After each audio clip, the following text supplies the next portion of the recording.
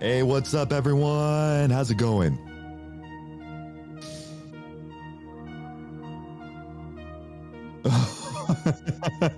I'm gonna talk. All right, so welcome back to the Stream Academy. And since one of the great laws of streaming is that there's always going to be some kind of technical snafu. Right now, G-Teach is working on his microphone, so don't worry, we're gonna get there. And you know, Dalish, I think the caps are warranted. Absolutely. But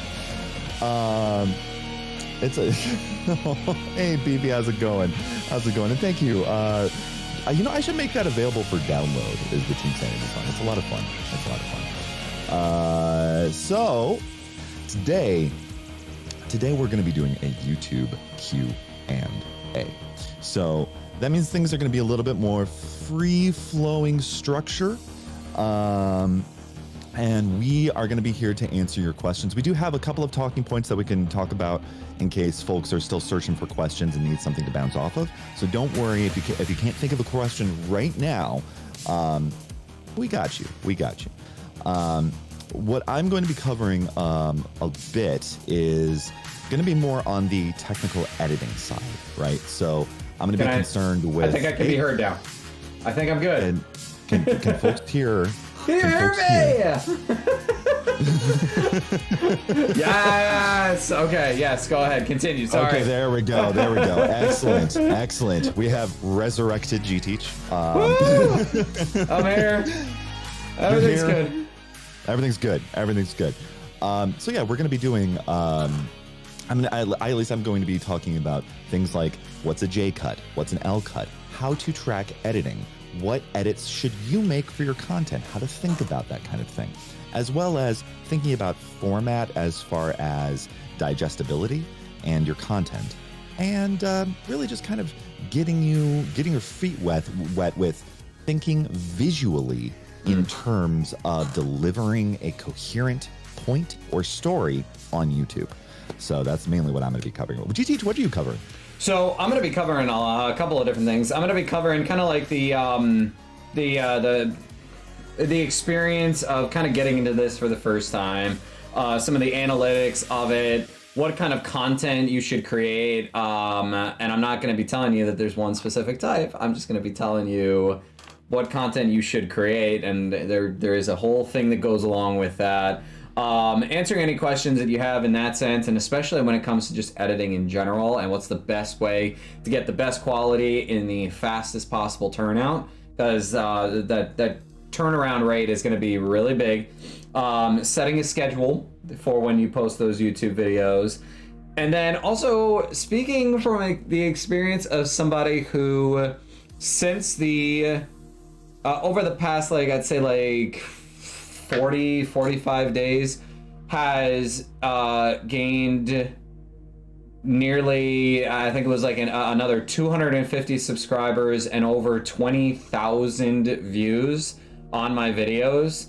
Just in this, thank you. And I'm going to be speaking from that very weird experience, going from like having pretty much nobody know my YouTube channel to all of a sudden premiering videos, like setting up premieres and having people consistently come in every single time because they want that content, and how you, or at least what my interpretation of how you can get to that point as well.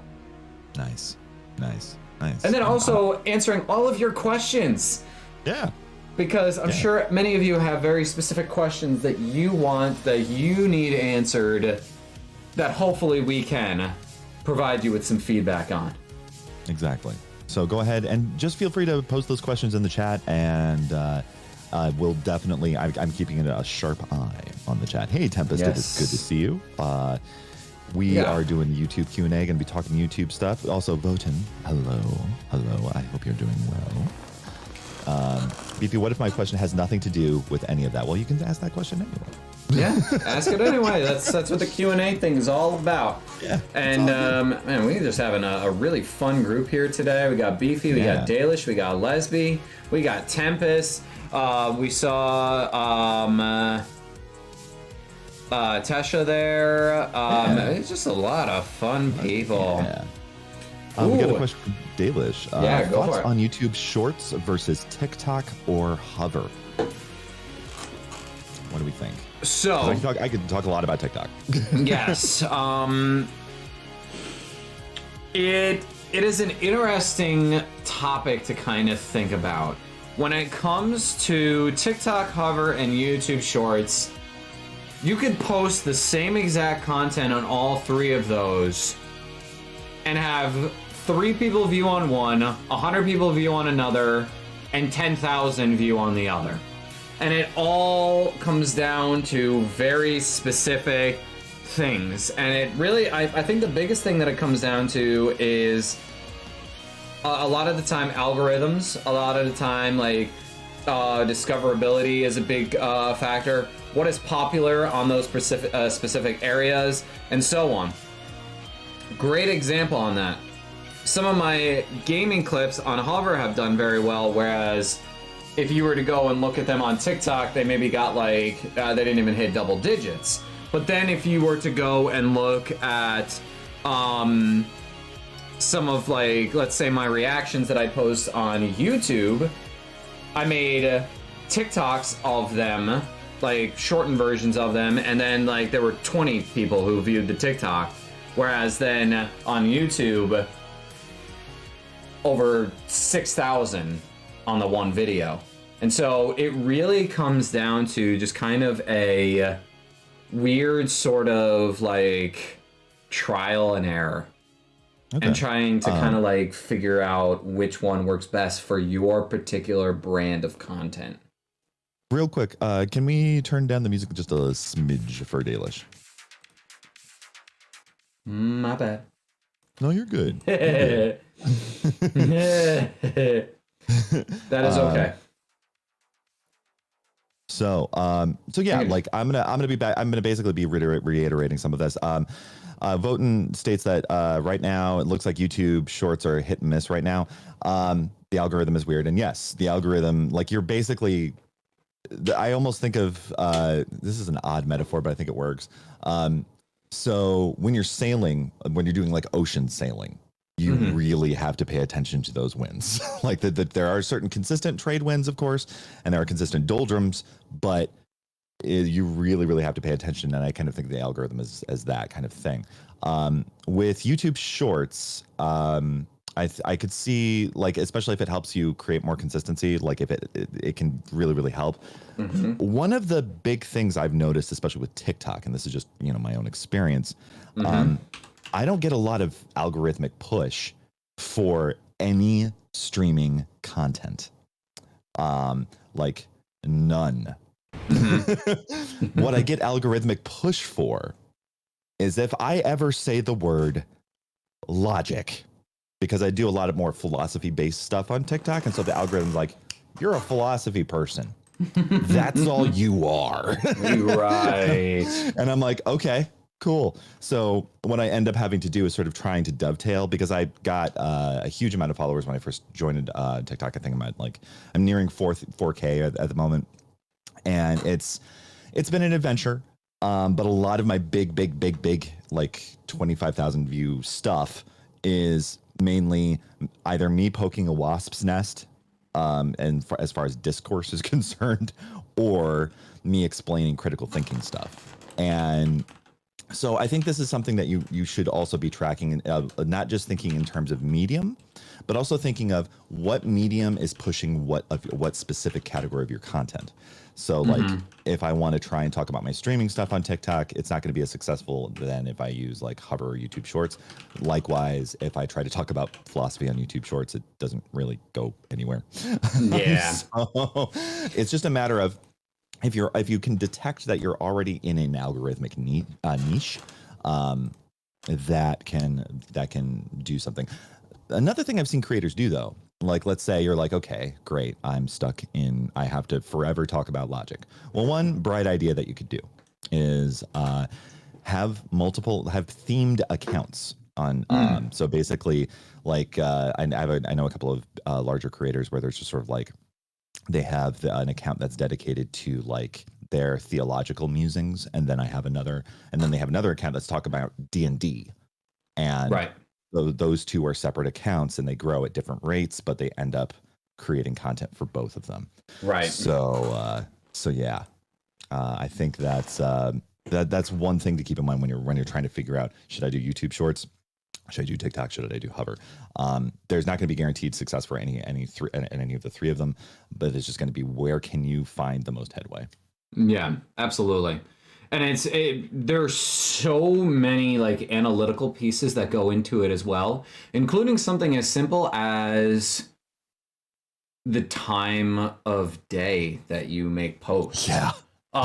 Which is also insane, because there's also certain times where even just the let's try this soundtrack instead.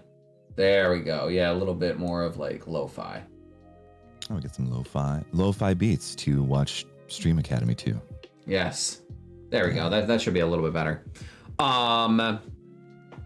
And so I found some very interesting things, and I kind of experimented with this on TikTok more than anything, especially since like for a while I wasn't posting a lot on TikTok, just because I had kind of lost like a lot of like desire, because like a lot of the time like the TikTok videos would take a long time for me to make for the longest time. I didn't have like a good template set up, like a good like methodology to get them out and about quicker and more efficiently. And so like I had a weird fluke at one point where I was able to make one with like a viral sound, and I posted it, and it's currently now at almost 3,000 views. But then if you were to look at, let's say like I posted so more recently I posted a reaction, like a piece of my reaction to the second episode for Vox Machina, because that's what a lot of my content on YouTube has become. Nice. Has been reacting to different shows and trailers and all that. On TikTok, it has 32 views currently. But then if you look on YouTube, that reaction right. currently has 4,186 views with 63 comments and still garnering engagement, whereas that TikTok video has basically died at this point. But then on the other side of that, I posted, and this was the weirdest thing, because I thought that like it would be better to post like around the time of day where it was like just after dinner, and like people are starting to hop onto their phones. And that's kind of when I posted this that video that only got 32 views. But then on Friday, I posted a TikTok that I had saved in my drafts of a trailer reaction. And I had completely forgotten to post it. And so I'm pulling into the bar with my wife to meet up with like a friend or two. And it's like, 8 o'clock on a Friday. I'm like, there's no way. Like, I forgot to do this, but I have to keep to my schedule of posting and whatnot. And so I post it, I leave it there, and I completely forget about it. And looking at it right now, it has 740 views, whereas the actual full video that I posted on YouTube has 154. Huh.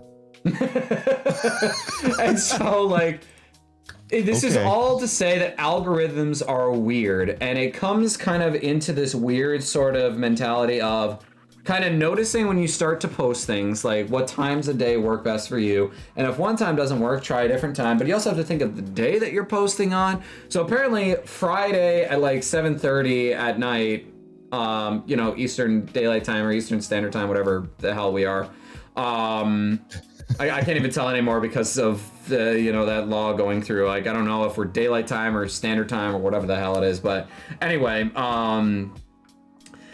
for some reason, Friday at 7:30 worked super well, as opposed to like during the week right after dinner, which is it's the weirdest thing. The weirdest thing. Yeah, no, so there's a lot of ways in which that like time of day, like, and it changes too. So like that's something to track in your analytics, because I used to get the most engagement at around 6:45 in the morning, which is bizarre. Right before everybody's getting ready for work, apparently they need their philosophy before going off to work. They need to hear about what an exercitive is before they're like, oh, I need to learn about a speech act theory when I'm drinking my coffee. Right.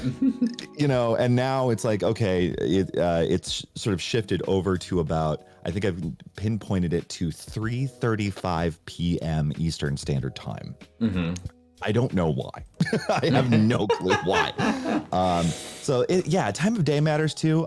We got a question, by the way, in the chat from Beefy wondering what hover is, and both Voten and myself answered that it was a streamer-centric short-form video social media platform that has occasional competitions. And I was wondering what more, because there's a lot to hover. Yes. There's some moving parts, and I think you may have more experience in hover than I do. So if you want to talk about that. So hover is still relatively new, and I can't say that like there's an exact science to the analytics on hover. Much of it, I will say, like the turnaround rate for like posting a hover versus like how many people end up going and checking out your stream is much higher than what I've seen with like TikTok or YouTube. It's very hard with like TikTok and YouTube, or at least that I've seen, to get people to come from there to check out your Twitch. But on hover, they have that very simple feature of anytime one of your videos pops up, there is a little button that just says visit on Twitch, and they just press it and it brings you directly to your Twitch channel. And so from what I have garnered on hover, the clips that seem to do well are the ones where you do some crazy, insane move in whatever game that you were playing, or your clip is hilarious.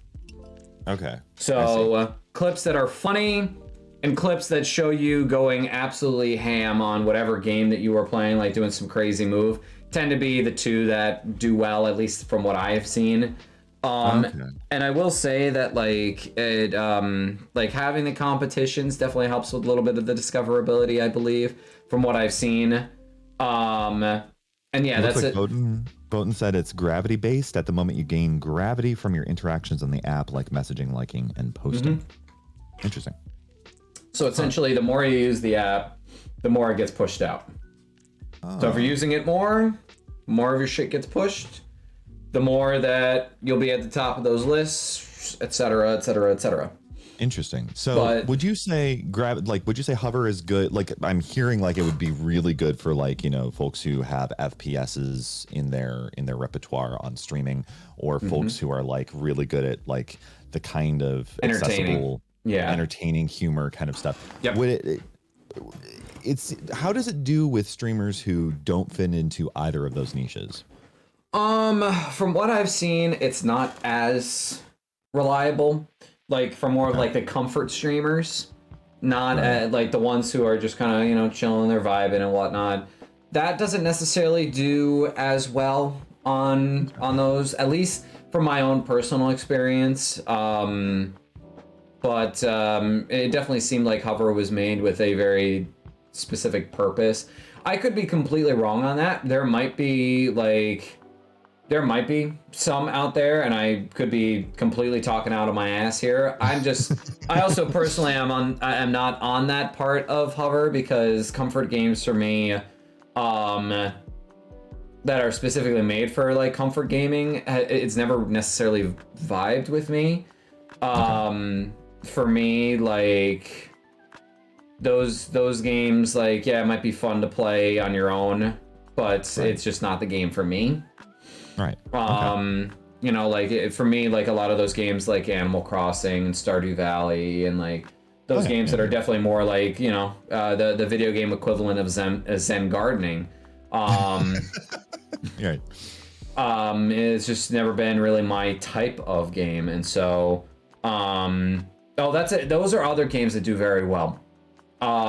If you're a horror streamer and you play horror games do very well on there. So like, so like if I were What am I to doing? if I were to pull up my hover here real quick, oh geez, I got a lot of notifications. Clearly I haven't checked in a hot minute. Nope, it was just one person liking all of my stuff. Nice. So, nice. right now it appears as if, what's really nice is it also gives you stats like right on your profile page, which is kind of nice. That's Six. It looks like it says 600 views, 20 comments, 190 likes, and then they also have this thing where it's kind of like I know that they introduced this late in my dating life, right before I started dating my wife. This feature of like super liking somebody on like Tinder or whatever. So they have something similar to that, which the super like is like a GG. And like they can like really like it, and so like that right there, like the more of those you get, the more gravity you get, and like all that fun stuff as well. Yeah. So your bonsai tree cutting IRL would not do so good. I would watch it. That would be very good content for like, I think TikTok. Well, like I could see like bonsai tree, like if you do the bonsai tree, I could be like, and now we're going to be cutting this branch and remind ourselves that we can make mistakes in our lives and still keep going. Just the Ross thing. Paper B, and we got a couple of questions. Paper B and Dalish. Paper B, is Hover the equivalent to TikTok? Is it something only other streamers would get?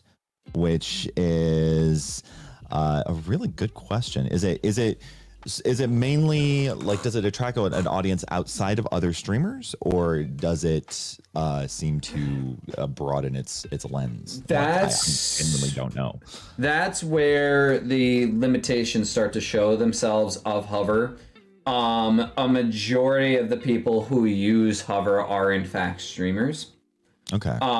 There is a low audience of individuals, at least from my knowledge, that use Hover that are just there to watch gaming clips. But I could be totally wrong on that one.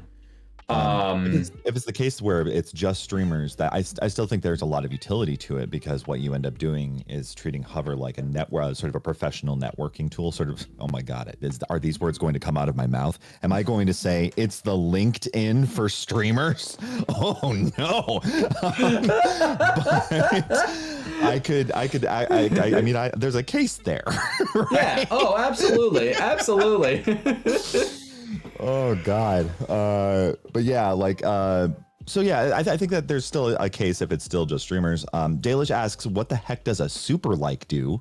Seems like a like would suffice. So you get like, I think you get like 3 or 4 of those a day that you can use. And basically what it does is, for starters, it basically lets the person who made it know that people really enjoyed this particular type of content, so it helps to kind of further push like, all right, we want to see more of this. Secondly, it also adds to like that whole gravity system, where like the more of those you get, the higher up they push your content, because they're just like, oh, your shit is really good, maybe we'll push this out there a little bit more.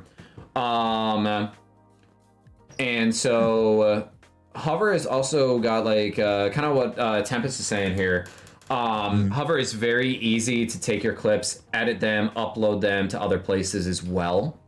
Because it has like a built-in editor, unlike something like TikTok, where like if you want to have a gaming clip put on TikTok and have it in that nice, sweet, sexy looking vertical format, you have to put it through an editor first. Whereas Hover has that built in, and you can actually link your Twitch to your Hover account, and it can just go in and just like pull clips directly from your Twitch. And so that way you don't have to go through the process of like, when I'm a lot of the time what I do, but that's also because I like making more work for myself. For the longest time I used Streamladder, and then I swapped over to CrossClip because I had like a subscription included or whatever, or like I had a big discount, I was able to like edit things in like full HD rather than just like the standard that Streamladder does. And what you have to do is you have to either download the clip from Twitch or you have to grab the link, put it into CrossClip. It'll like you go through the editor there. Then it saves to this like cloud library, and then you go on your phone onto their app, you download it onto your phone, then you upload it into like, you know, all the other things that you want. And so like that is the process that most people go through in order to take their clips and put them into that nice, sweet, sexy vertical format that all of the phone apps really want you to have, because then otherwise it has just kind of like, you know, that little section of your screen being taken up, but it's not taking up the entire thing. And so like hover is really nice to do stuff like that, especially for like your gaming clips. If it's not your gaming clips though, then like really there's not other types of videos that are put on hover. It's only just like stuff involving gaming or streaming. And so if you're doing anything else, it won't make much traction on there. You got to get that 9:16 content there. Voten brings up, and this is good pushback, Voten. I appreciate this. Okay, but let me throw this at you. How many of you in this chat are streamers? How many people in any of your chats are streamers? I don't think it matters what the audience do or what the audience is, because streamers do like to watch other streamers. Yeah, that's completely correct. That's and I think, you know, as much as I'm, you know, being glib about the sort of LinkedIn for streamers kind of deal, I actually do think that's actually super valuable, right? Yeah. Because one of the ways that you can grow your audience, right, is by connecting with other streamers and networking and that kind of thing, and doing exactly what we're doing right here. And sometimes those can be your most dedicated audience that you're going to have on these platforms. And so I think, you know, when you're going forth and networking and getting known and that kind of thing, it can be really, really nice. And so rather than thinking of it in terms of like, you know, yes, you're going to find your follow people, and obviously no. Right. But like, yeah, it's something that like, if you can find a community of streamers, like, I don't know, Team Sanity. But yeah, Hover does a very nice job of kind of like filling the gaps in the discoverability problems that Twitch has. Discoverability is fairly non-existent if you're anything less than like 1,000 followers and an average of 20 viewers per stream at minimum. Like, discoverability is practically non-existent if that's the case. Yeah. So exactly. Also, hi, Such is Life. How you doing? Hello. Welcome in. And so yeah, okay. Hover is something that I would recommend most streamers at least give a shot. And if it works for you, then great. If not, you at least gave it that shot, especially since it's still fairly new in the life cycle of the app. Which means that you can still kind of like capitalize on it being somewhat new. And so that's it's definitely it's fun. And it's content that does not take a lot of time to make. Right. And time is very important to us with the limited amount of time that we have as streamers. Like, most of us streamers here do not do it full time. We do this behind the scenes. We work on this, we do our 9 to 5 jobs or whatever it is that we do. For me, as a teacher, it's not a 9 to 5 job. It's more of like a 7 o'clock to 3 o'clock type of it's same stuff. I just shifted the clock. So like, utilizing your time wisely is extremely important when it comes to content creation. You don't want to overburden yourself, but you also don't want to be not posting anything. Yeah. And it's kind of finding this sweet spot middle ground of how you can manage to make this happen. Yeah. And I think that is a good segue into some of the YouTube stuff here. And so, did you want to start with some of that stuff? Because I knew you wanted to talk about some of that, like more the editing side of things. Yeah, I can absolutely do that. Yeah. And to answer your question, voting right now, G Teach is hosting. So So I'm in charge of like running everything. So like if I really wanted to, like I do have my lovely soundboard set up, and so if I really wanted to, you know, I could I could make some very weird noises, although not all of them are family friendly. And so like, right. did I not hear? Oh, the blurp sound didn't. Do we not have the blurp in here? Oh, we may not have the blurp. Hold on. Uh-oh. Hold on. Well. I'll throw it in here real quick while you talk. Yeah, I'm going to talk real quick. So one of the things that it sounds like it shouldn't matter. It shouldn't matter, but it absolutely does. Is not just the quality of your video in terms of visual fidelity, not just the terms of the quality of your audio in terms of audio, fidelity, whether or not, you have a nice mic like this, or if you have a different mic. What really actually like super matters, and this is a hot take, and it's okay if you disagree, but for me, what determines whether or not I stay, even if the content is interesting, is the editing. Now, that sounds like a weird thing to say, because it's like, why should editing matter? And in fact, what does editing even refer to? So editing here refers to the change in perspective and the flow of one content point to another. Okay, this is when you're watching a TV show and the camera changes perspective. It changes the angle. It changes who's in frame. It changes who is being emphasized. Editing creates emphasis. So when we're thinking about like, Markiplier or Jacksepticeye or someone like that, they use editing as a way to emphasize a certain form of humor. This can be through simple cutting, but it can also be through special effects, slow zooms. I mean, this is a classic, right? And in YouTube humor, the slow zoom as a way to emphasize humor. So when you're thinking about editing, when you're thinking about your content and how it pertains to editing, you should probably have some basics under your belt. And the two most basic things I can show you, I'm going to post it in the chat. There's a link that talks about this, and oh my God, that is a messy as hell link. Let me not give you that link. That link has some problems. There we go. No, we're still doing okay.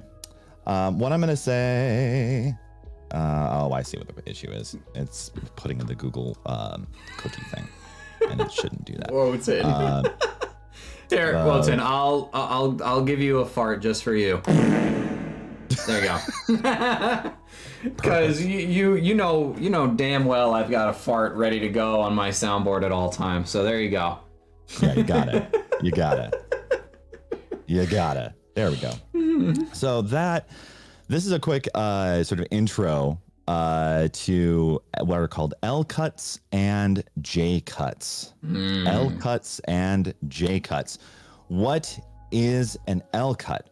Well, this is when the audio from the preceding scene continues to play over the footage from the following scene. So there's a particular example here, and I'm going to go ahead and again post a link to this so that way people can understand what I'm saying and see it for themselves. So this can be used as a lead-in to the next scene. So like when it comes to like if you want to create the emphasis of lingering on something, or let's say you just want to clean up a particular weird noise at the beginning of the scene and you don't want it to be like a smash like cut, you can use an L cut. Then there's the reverse of it, which is a J cut. This is when audio from the following scene plays over a video from the preceding footage. This is used all the time in movies, right? So, let's imagine like, the lights are dim, right? Let me create some ambiance here. We'll go ahead and recreate this scene. Oh, okay. And We're getting intimate there here. we go. And actually, we'll go ahead and put a little bit of light. There we go. And I'm sitting here, and I'm like staring at the camera, and you're hearing like, oh my God, I'm in. And then when I say I'm in, then you hear like the sort of sound of alarms, perhaps like a fire alarm or something like that, while the camera's still on my face. And then that fire alarm is the sound from the next scene. And then we do like, sort of a cut of me looking like this. And then we then cut over to the office, which now the fire alarms are tripped because I've hacked their system, and now the heist can truly begin, right?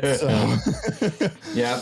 So that would be sort of an example, a very common technique in filmmaking. Definitely take a look at the link if you need some tutorials on how to create it. The reason, again, why it's called L&J is because the cuts themselves, when you're editing the camera roll, one looks like an L and one looks like a J. Yep. So yeah, it's a basic technique, but it's, again, extremely useful. And unless you went to film school, you're not taught this. No. And like the thing is, like, I knew what these were before I knew that there was a name for them. Right. Yeah. Right. Like exactly. Like I use aggressive amounts of L cuts before, like even in one of my earlier YouTube videos that I posted back in November. I used a lot of L cuts, and that video took me so long to make. If you don't know what you're initially doing, it can take a very long time to make. Exactly. And Votan also brings up a key point that I was just about to go into. B-rolls, yes. Reading my mind. Okay. Yes. We should explain to people what B-roll is. So and where you can find B-roll too. I've got stuff for that. So you go ahead and describe. I will pull up a clip real quick. Excellent. So A-roll is, this is your primary content. This is you talking at the camera, or you hiking a mountain, or you wind surfing. This is you doing the thing, whatever the content is. Your B-roll is footage of either you filmed yourself on set or on site, or it is usually stock footage that you intercut. And by intercut, I mean you just sort of cut away and then cut back. You intercut with your content to create visual interest and, again, create emphasis for the point that you're trying to make in your video. So a really common usage of B-roll, if you've ever been on YouTube and watch cooking videos, like especially like, what's his name? Babish. If you're watching cooking videos, you will get basically these gorgeous B-roll shots. He'll be talking. He's like, you put the flour and the butter in the pan and you start whisking it, and then it's usually, once he says whisking it, cut to B-roll. B-roll shows a sort of very beautiful close-up shot of the mixture he's whisking, usually in slow motion, to create, again, the emphasis of, oh, doesn't this look good? Oh, this looks delicious. You're hungry right now, that kind of thing. So yeah, that is a B-roll. And then GTH, you have a source for B-rolls. Ooh. Yes, so there's a couple of sources. If you have a Canva Pro account, guess where you can get aggressive amounts of B-roll content. So because of the fact that with Canva Pro, you have access to a variety of royalty-free videos, there is a wide library of videos that if you were to go elsewhere would cost serious chunks of cash. And you can just search up like whatever topic your video is on.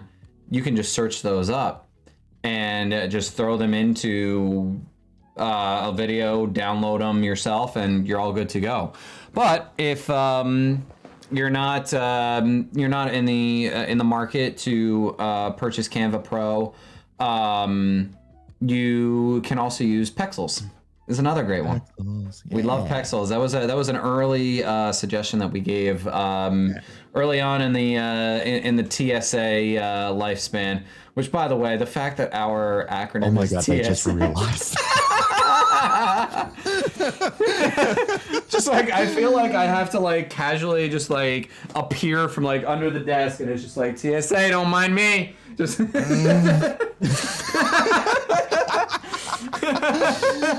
Don't mind me. Just TSA. We're doing a quick stop here. Oh my God, no. And Voten brings up another good point. I used to use my friends' footage from their phones or my drone footage. So Yep. you can think creatively about B-roll. You can right? make your own B-roll for absolutely. If you've got a phone that is like, in terms of age, has been made anytime within the past like 2 or 3 years, that camera is easily better than most other like expensive cameras that you can purchase.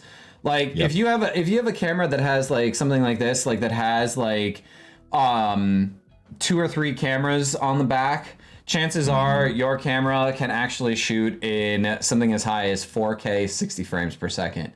I would know. I've shot things on my phone at 4K 60 frames per second. I've actually been like unofficially hired by my friends.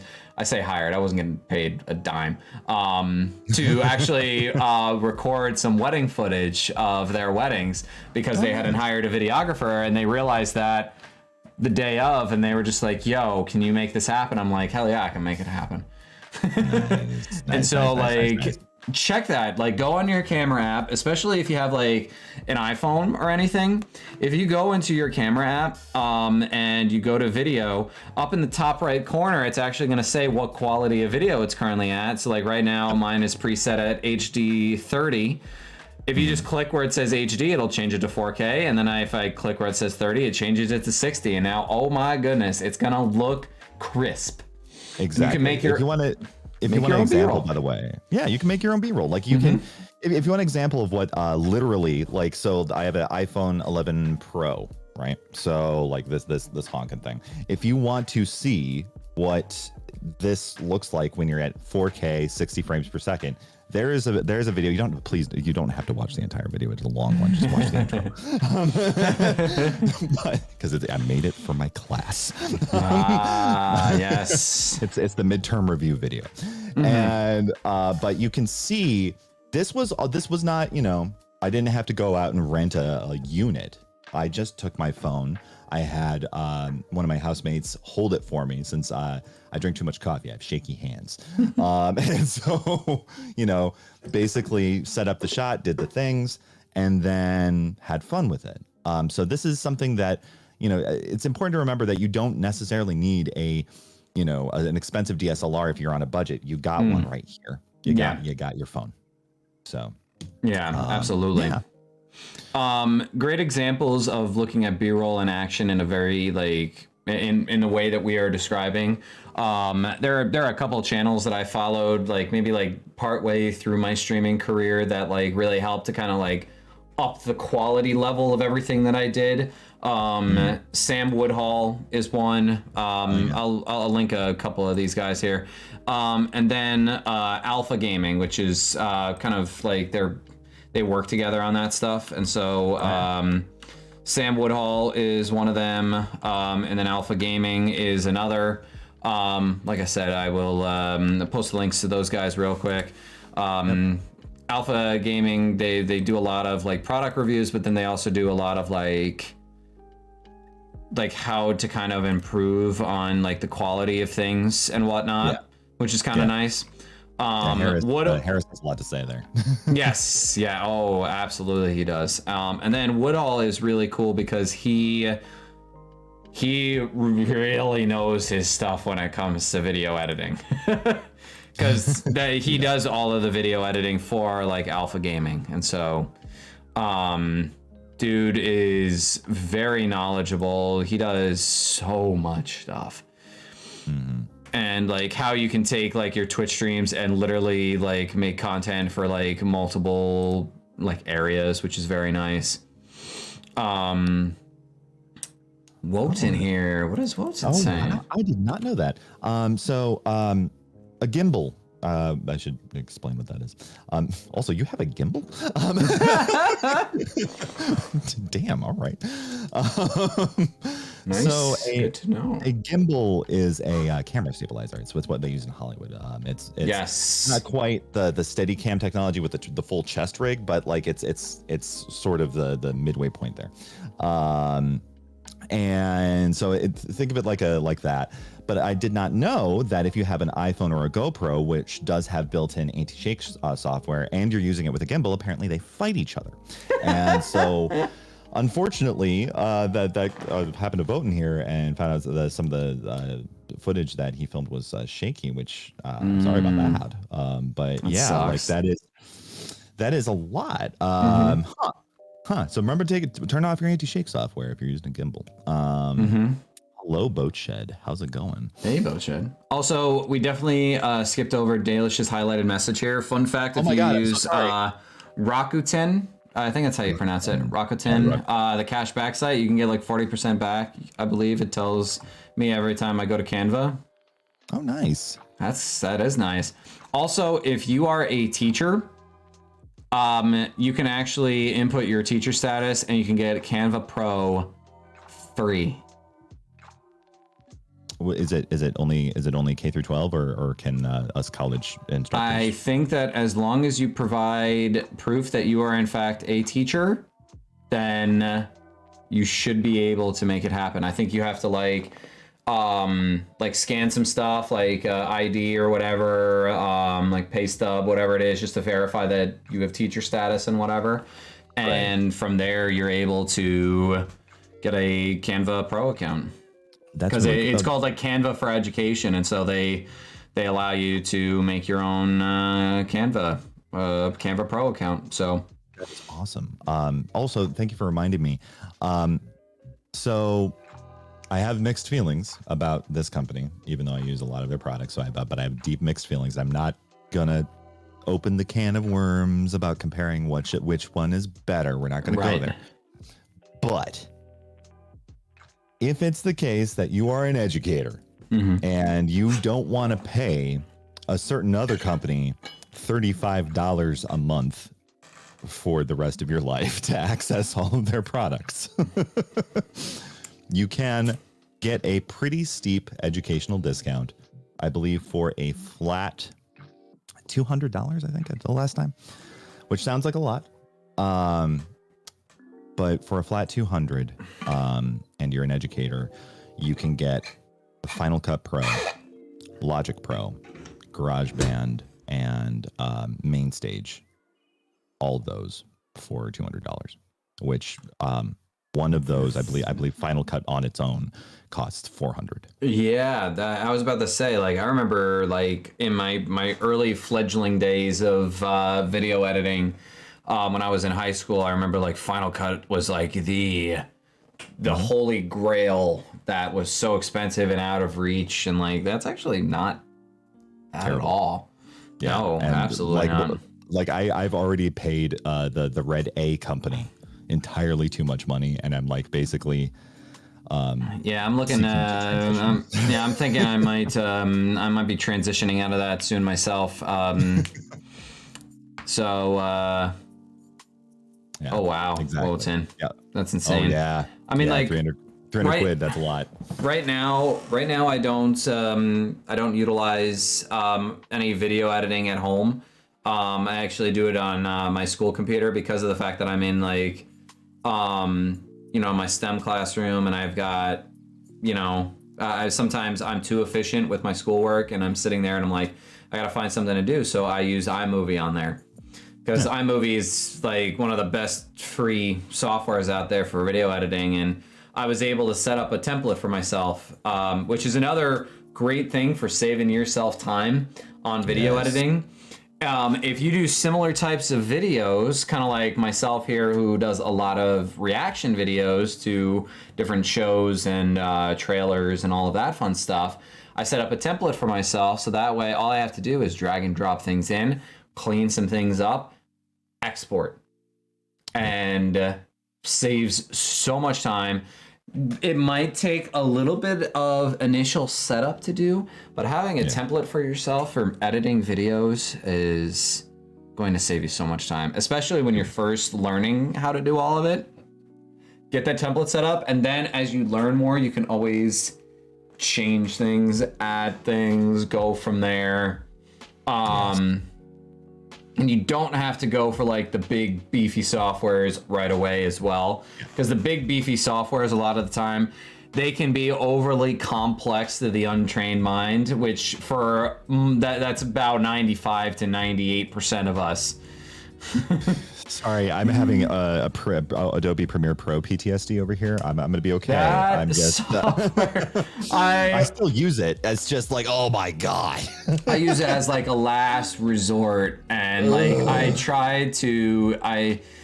I made like this awesome brand new intro in Canva, and I needed to do green screen stuff, and so I went to attempt to use Adobe After Effects, and an hour and a half later, I had nothing to show for it, and I was just like, I give up. Like, there's gonna be a green screen in my video here, and I don't care. Like, I refuse to do anything more. Like, it was just so.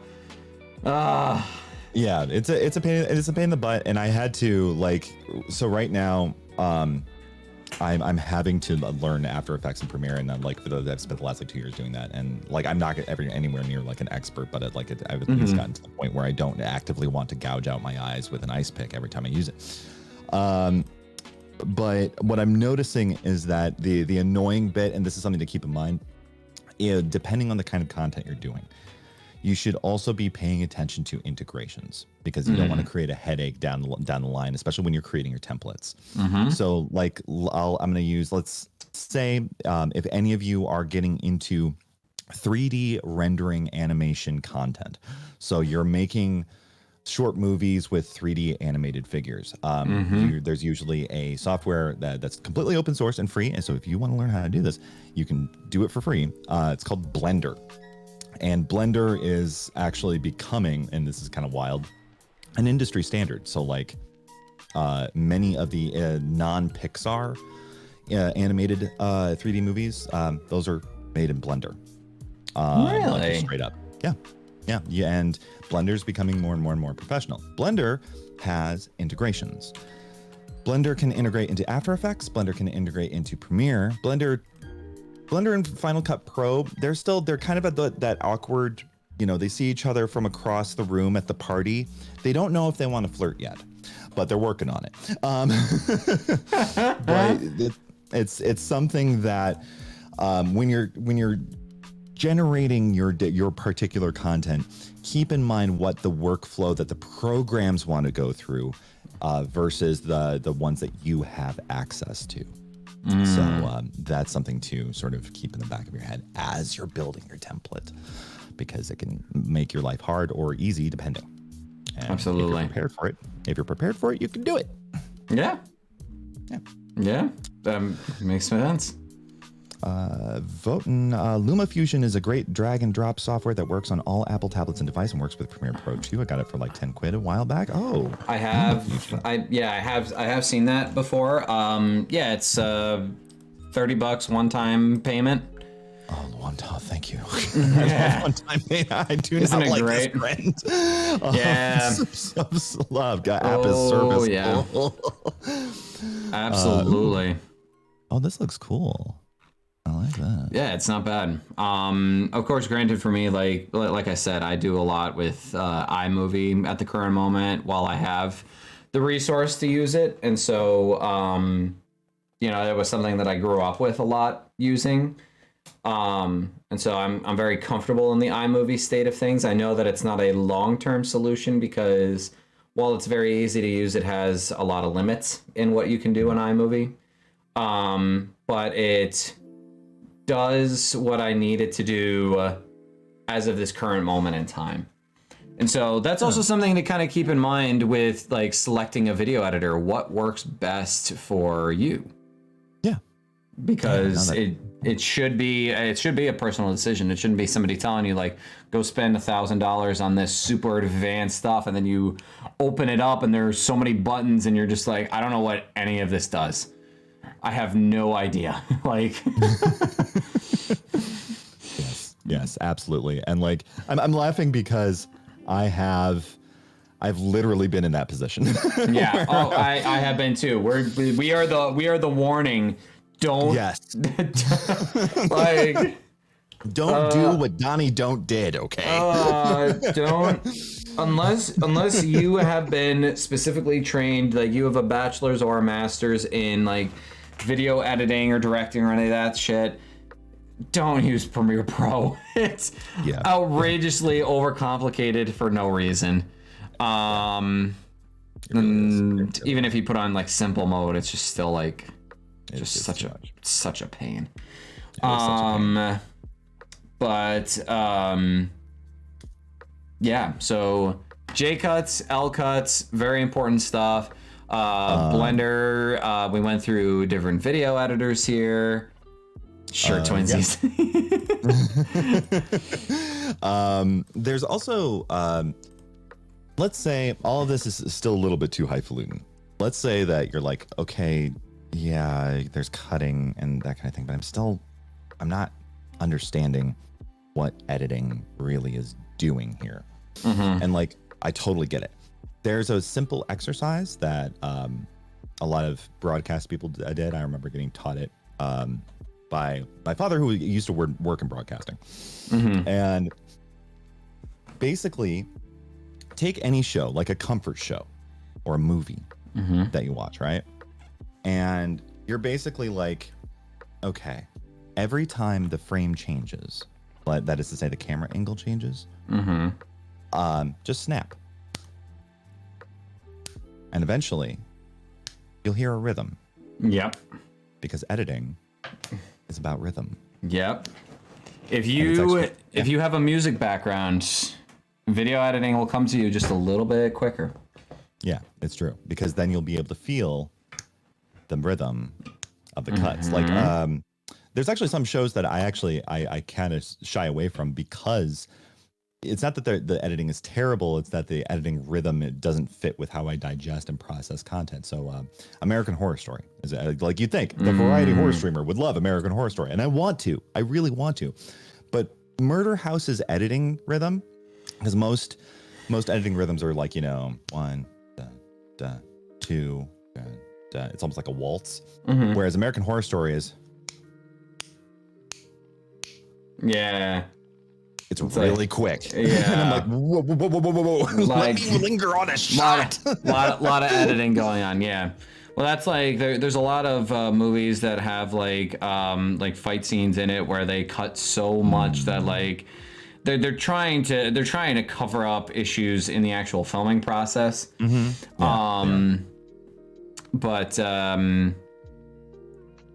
something interesting to definitely keep in mind. Yeah. So, this is just a quick exercise to sort of get you trained to see editing instead of just feel it. Oh yeah. Yeah. Does anyone have any further questions about like YouTube? Actually, you know what we haven't talked about is YouTube analytics. No, we have not. How to interpret. Oh, it is. So it is some fun stuff. I've had a very good time going through some of my analytics. So I think what we're actually going to do here is I'm going to actually show you behind the scenes in my analytics page, the page that nobody usually gets to see. And we're going to see where that goes. Now, I think, I don't know if the cameras are set up properly here, so hold on. This might look really weird. Oh, they are. Hey! All right, hey. Awesome. There we go. Okay, so I'm going to actually do a quick thing here where we're gonna zoom in. Oh, never mind, it got rid of some of the things I wanted to show you. Okay, there we go. So when you're looking at your YouTube Studio dashboard, there's a lot of things that will pop up. They'll show what your latest video performance looks like. They'll show some achievements sometimes if you're hitting some achievement stuff, which is kind of fun. current subscribers, how many you've gained in a certain time frame. They even give you some videos that you can go and watch to kind of help you figure out how to use some of the stuff that YouTube offers. Now, nice. discoverability on YouTube is a lot nicer than Twitch is. But then again, YouTube's also been around for a little bit longer, and so they, if they didn't know what they were doing, they wouldn't have lasted this long. Right, exactly. Ooh, thank you for the follow, Karita. Hey, Karita, how's it going? Thank you so much for the follow. Much appreciated. Hope you are well. Yes. And so what's kind of nice as well is that on this dashboard, there's already all this information, even though like you really haven't gotten onto the actual analytics tab yet. Like we haven't even gotten to the analytics tab, and they're already showing you stuff on your dashboard here to kind of break things down a little bit. And so there's a couple of different areas that are going to be very important to look at. Now, obviously, the things that a lot of people see are views, likes, subscribers. All very important stuff. Yep. But that's not all of the important stuff. Oh. And so there are some other things to kind of show behind the scenes here. And so if we go to the actual analytics page, the analytics page, it'll give you a basic breakdown based on the last 28 days. And yours will vary depending on what kind of content you're putting out, how frequently you're putting out content, if content of yours has started to take off in any way, shape, or form. And so it's kind of interesting to kind of look at what each component is and where to kind of place that information once you have it. And so, for example, here, like looking at mine, the big thing that they're going to show here is they're going to focus on views to kind of start off, because that's going to be the number that probably changes the most frequently, I should say. And so right now it's showing here that in the last 28 days, 19,588 views. Now, that's all fine and dandy, but views also count the idea that like they were there for even just a little bit of time. It doesn't always necessarily mean that they were there on that video for a very long amount of time. And so that is where watch time comes into play, which is this analytic right here. And so it's actually not views that determine whether or not you get monetized on YouTube. It's actually this number right here, watch time. Watch time is where YouTube looks, because people could come in, watch your video for like 30 seconds and then leave. Right. But if they're sticking around and watching for longer, that means that people appreciate your content more. Right. And so, like, for example here, this still blows my mind that anybody would spend this amount of time. But in total, over the past 28 days, I've had people watch my content for a total of 2.8 thousand hours. 2,800 hours with G-Teach. 2,800 hours with G-Teach, yes. We have a web series now. Yes. And so it even shows you, like, based on like which video it is that like really had like your watch time like fluctuate and whatnot. And so that way you can kind of check out and see like which videos gave you the most amount of watch time and so on.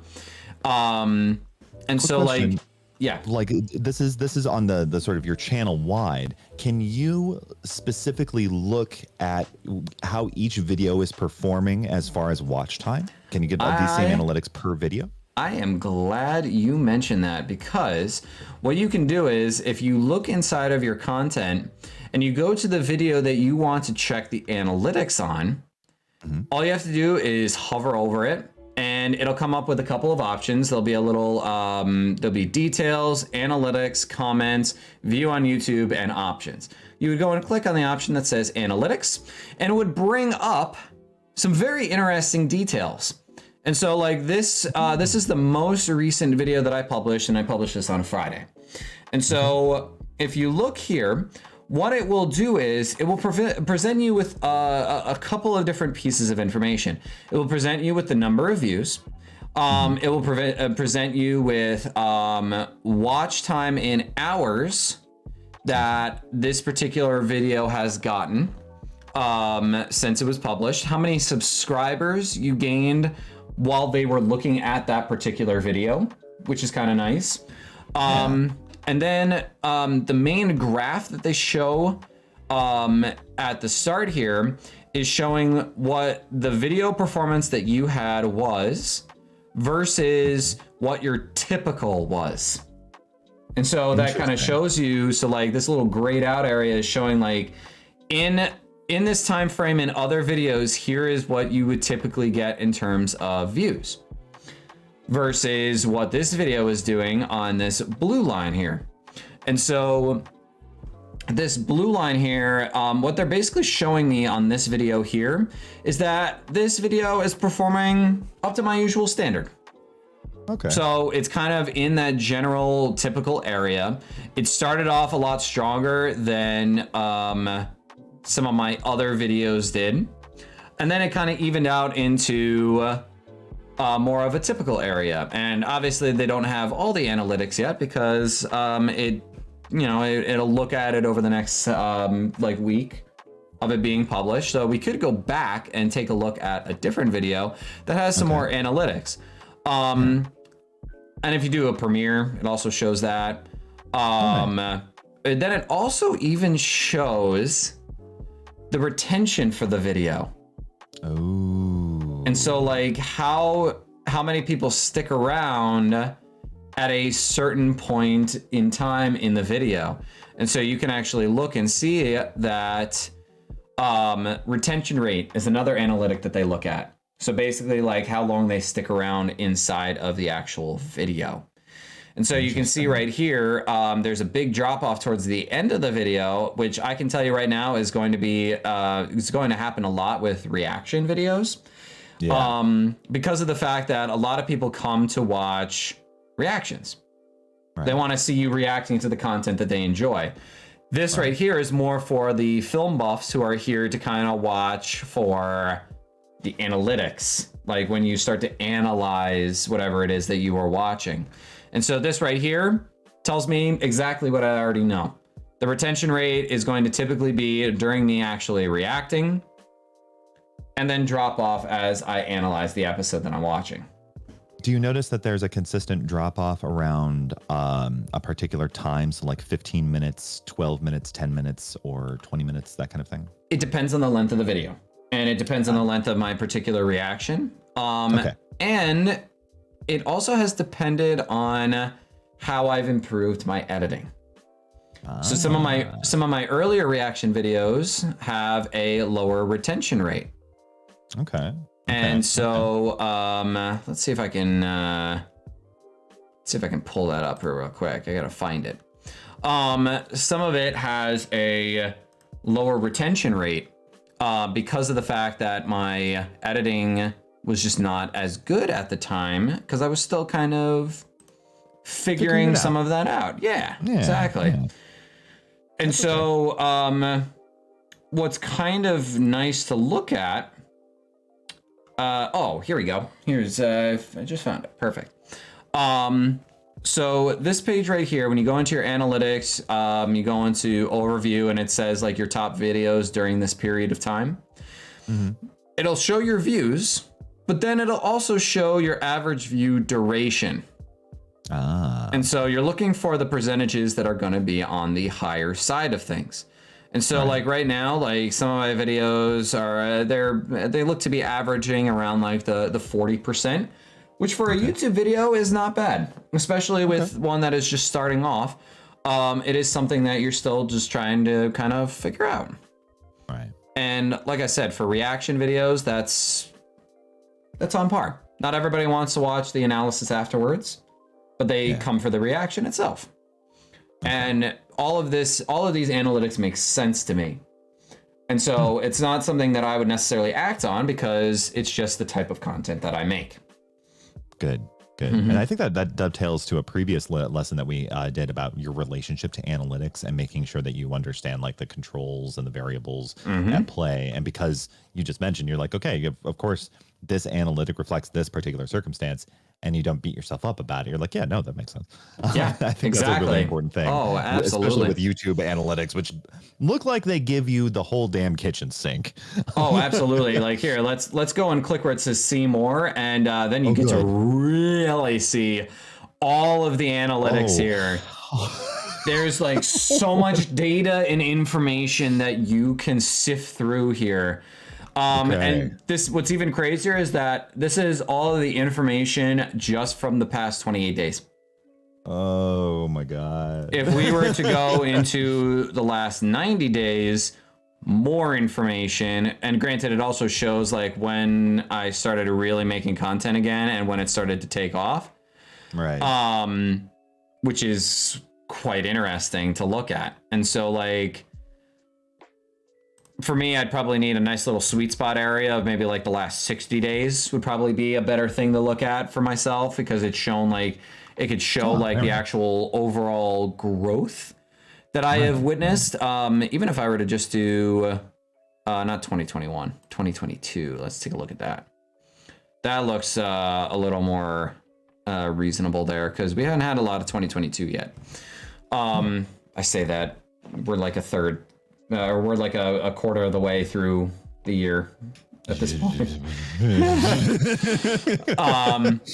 But it gives individual analytics down here for each video that I've made, which ones were like the top videos, kind of ranks them and whatnot. But then that's only just for the videos. If I wanted to look at like, let's say, traffic sources.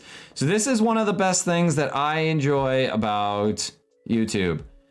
They actually show you how people are getting to your stuff and how they are pushing your content out there, and how many people are percentage-wise getting to certain things. So for my videos, a lot of it came from browse features. So basically what that means is traffic from the home page and home screen, the subscription feed, and other browsing features.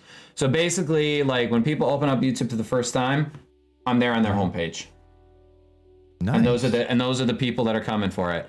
The second one here, suggested videos. So basically, like when you're watching a video and they show that little tab on the side with all the suggested videos, that's my second biggest area that videos are coming in, that people are coming in from.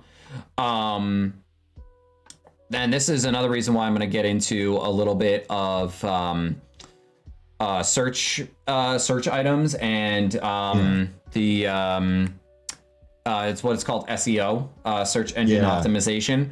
This is why it's important, because that's my number 3, search terms used by viewers. People would search things that they're looking for my type of content. That's my number 3 here. And so those are kind of like my big areas. And then it looks like channel pages, traffic from your YouTube channel page. Oh, so they just stick on my page. So they click from one video of mine to another to watch more. Other YouTube channel pages, so apparently like people are on other YouTube pages and I've been recommended, or topic channel pages. Interesting. That stuff I didn't know. I didn't look at that part. And then it looks like playlists are a small fraction, and then it kind of dips off from there. Right. Yeah. Oh man, SEO is like a video all on its own. Oh, without a doubt. Do you want to talk about that real quick? Because I'm gonna go. I'm gonna go use the bathroom real quick. I drank a lot of fluids. I'll be right back. So when it comes to search engine optimization, there is a considerable amount of not only blog articles and paid services and unpaid services and all the stuff. So the way that I sort of think about it in my head is SEO is the science of keywords. This is the core of algorithmic search engines. It relies on keywords and the relationship between keywords and creating meta tags for those keywords. Cool. What does that mean for you, the creator? It means that you kind of have to tool your approach for finding the language that is going to bring in people. So, and this is going to change from medium to medium to medium to medium. Like for example, let's say you're a smaller creator on TikTok. Typically, small creators on TikTok, in order to find, there's some tactics here. In order to find your sort of niche, you go ahead and, you use the hashtag system. You use about 6 to 8 hashtags around there. And usually this is where it gets kind of strange. With TikTok, at least in my experience, you don't want to go for oversaturated hashtags. We're talking, that it's been used a billion times. You're going to look more for like the millions or even hundreds of thousands. So that, because it won't be so oversaturated that if people search this, they'll have to sort through 1.5 million videos just to get to you. So because I'm already on a sort of underutilized niche like philosophy, I use usually hashtag philosophy talk. And what ends up happening is that I get a lot more traction because that particular hashtag isn't in the millions. It's actually, I think, in 800,000 at this point. And so I get a lot more traffic because mine rises to the top of the queue. Now, let's say that, that's just TikTok. How do you handle this on YouTube? Well, with YouTube, the SEO isn't just about keywords anymore. No. Now it's about questions. And finding those questions is sort of like the big thing. And I've been racking my brain as I'm talking, trying to remember there is a website that lets you look up the most asked or the most searched questions in a topic area on YouTube for free once a day. And I cannot remember the name of this website. Is it vidIQ? Is it vidIQ? It might be vidIQ. Yeah, because vidIQ is something that I use a lot for a couple of different features. So what's cool about vidIQ, for me, like, yes, there is a paid version of it. I don't use the paid version. Right. I simply just use the free version just to see like what the actual like there's some SEO stuff that I can take a look at, which is really nice. Right. And it gives me just a little extra analytics and details, just that slight extra amount.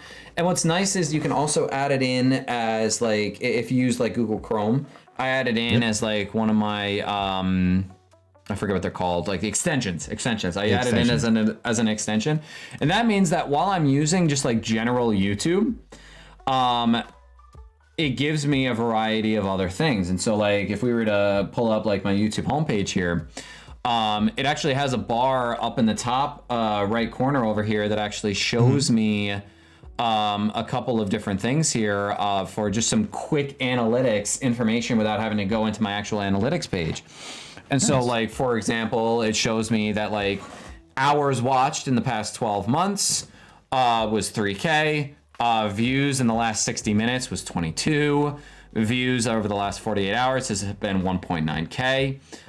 Since I don't have any shorts views, just because I haven't done any shorts recently, I made like a couple and they did okay, but not with the amount of work that I had to put in to make them.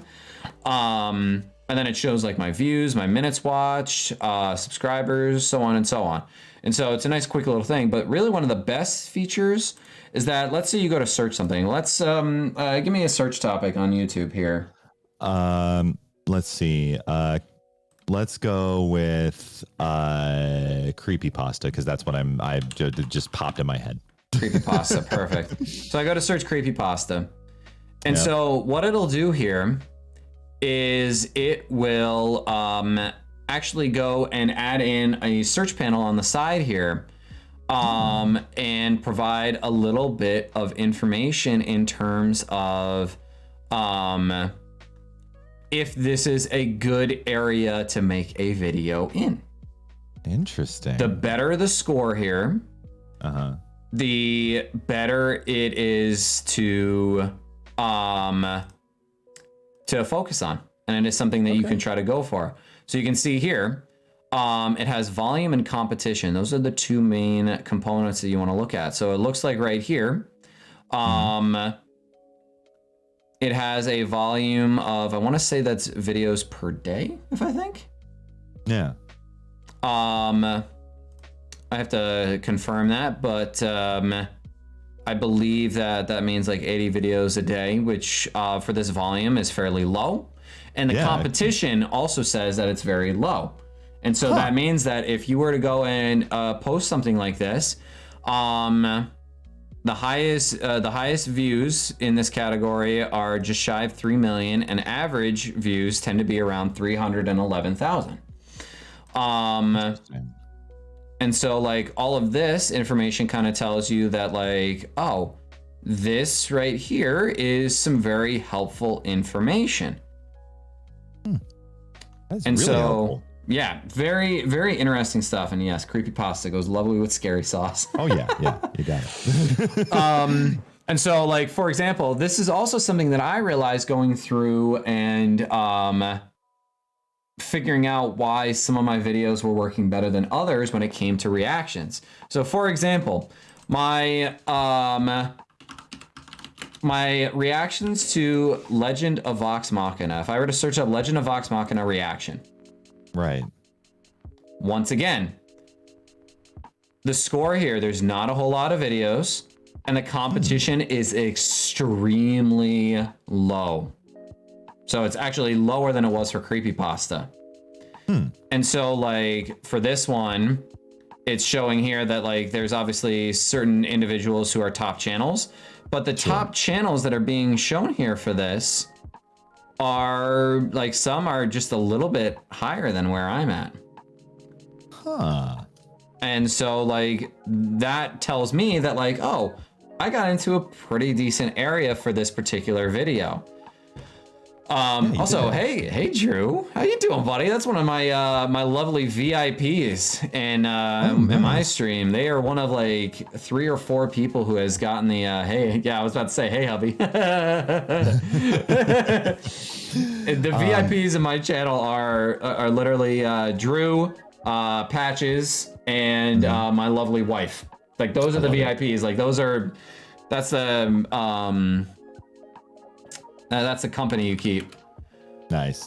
So, but yeah, we're doing great, Drew. We are going over YouTube analytics and answering any questions you have. So if you have questions about YouTube or something else, go ahead and ask it in the chat. Yes. And so recently I also posted a reaction to the new Obi-Wan Kenobi trailer for the new Star Wars show. Yeah. And so looking at this score here, it's now, instead of it being nearly 80 like it was for the Vox Machina reactions, it's now at 66. And the volume of videos might not be very high, but the competition is much higher. Okay. I'm competing against much beefier channels. Okay. Like highest views that we're looking at are 13.8 million. And average views on these videos tend to be around 922,000. Got it. And so that's stiff competition. Yes. You're dealing with like Star Wars, Entertainment Weekly, like you're dealing with like some much bigger names, hence my video did not do so well. Yeah. This makes sense. Like so vidIQ, like yes, like some of their features are like, they're definitely like preying on those who are just starting out because they might not know if they need some of these analytics or not. Exactly. But their free stuff is more than enough. You don't need anything else. Go for the free stuff and it'll give you information like this. And then when you go to post a video, which is very nice, it will actually give you some very interesting details on SEO optimization. Oh. And so what you can do is, it'll actually analyze and it'll give you a score out of 50 to basically say like, how good is this video going to be for the search engine? Okay. And so while you are looking at that optimization, so for example, for me, like I added in very specific tags and that would increase my score. And so like, depending on if a tag has high viability, it can increase the score. Nice. Same with the title of your video is going to do Title and thumbnail. That's going to matter a lot. Sorry to interrupt. I want to make sure that's on my head because I did find the thing that I was thinking of. Oh, excellent. So it's a very basic tool. You know, you can. I probably wouldn't pay for it, but I would definitely use the free version. It's called answerthepublic.com. Now, Answer the Public. Okay. What this is it's very much geared towards search engine optimization, like really like underlining that. But what this can tell you is how to gauge interest. So like, for instance, I typed in, you type in a topic. So I typed philosophy. Okay. And it tells you questions, prepositions, comparisons, and alphabeticals. And this tells you what to title, not only your YouTube video, but also your TikTok and that kind of thing. So like if I wanted to make a philosophy tutorial YouTube, I might look at the questions. And some of the questions here are like, okay, how philosophy is important in our life, how philosophy works review, how philosophy help you as a student. You know, this is very much people raw data kind of thing. Yep. Why philosophy is important, why philosophy is not important, why philosophy is interesting, why philosophy is bad, you know, that kind of thing. Right. And when you're doing topic stuff, you know, if you're looking for generating content on that, this is actually extraordinarily useful because, again, what you can do is you can mine these for title suggestions, for video suggestions, for what to make, and that kind of thing. So I would highly recommend it. You can just do whatever kind of topic you like. You know, it doesn't have to be obviously philosophy. Anything you like. So sorry, I need to get that out. I've been sitting here going, "What is this?" Yeah, that is all good. That'll be something I look into myself. I'll have to post all of these fun, lovely tools in the lesson plans tab inside of our Discord. Another one that I like to use is called Headline Studio. So Headline Studio is extremely useful. Headline Studio allows you to actually analyze and score your your titles for your YouTube channels or for your YouTube videos. And so for those YouTube videos, so like for example, the latest video that I have scheduled to post tomorrow, I put in like a sample title just to see like, all right, would this work? And typically it's scored out of 100. And so the closer to 100 you are, the better. Typically like an 80 or higher is very good. And so it'll actually show you, like, break it down basically as to why it is a good or a bad headline. Nice. Yeah. And so like, if I were to search that up real quick, let's see. Headline Studio. I want to get a generic link. Is it coschedule.com? Yeah, that's the one. Okay. Yeah, I can throw that in chat here. There we go. So very useful because it kind of looks at things very similarly to what Grammarly does. If anybody's ever used Grammarly before, but it's more catered towards the the content creator aspect of things.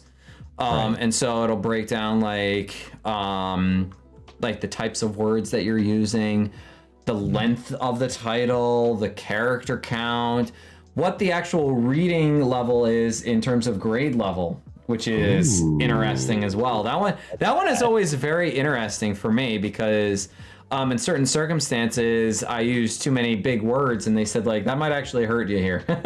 I for sure in my content need to calm down because oh my god, like it's just how I talk. Yeah. Oh, it's same. So I have to like dial it back sometimes.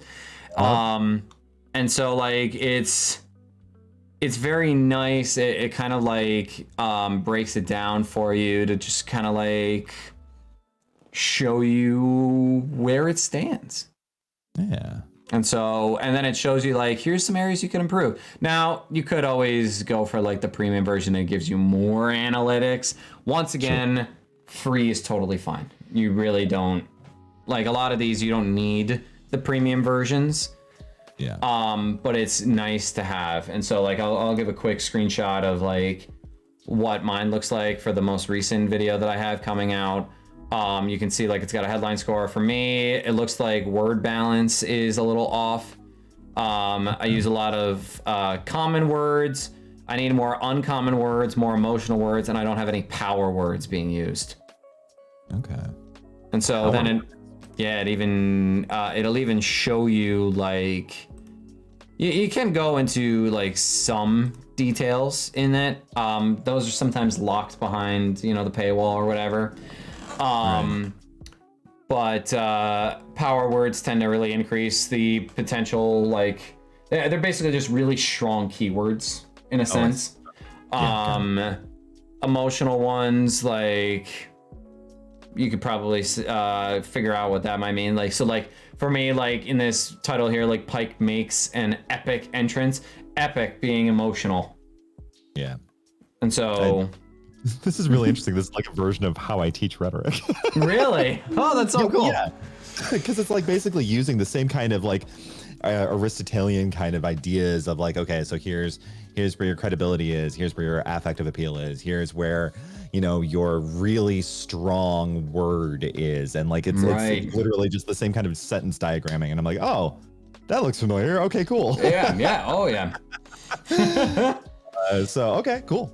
I'm gonna go ahead and post those links in the Discord here, and I think Cuddlefish, hello, I believe Cuddle posted the link to the Discord in the chat. So if you aren't already a part of it, feel free to join, and you can take a look at the Team Sanity Academy lesson plan channel, and it is all just right there for you, waiting and ready to click on.